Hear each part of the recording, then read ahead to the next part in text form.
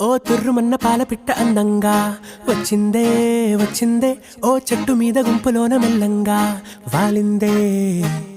ఈ ఆకతాయి ఆటగాడు చూడంగా కంగారే పడ్డాడే, ఓ పోటుగాడిలాగా ఫుల్లు బిల్డప్పే ఇచ్చాడే.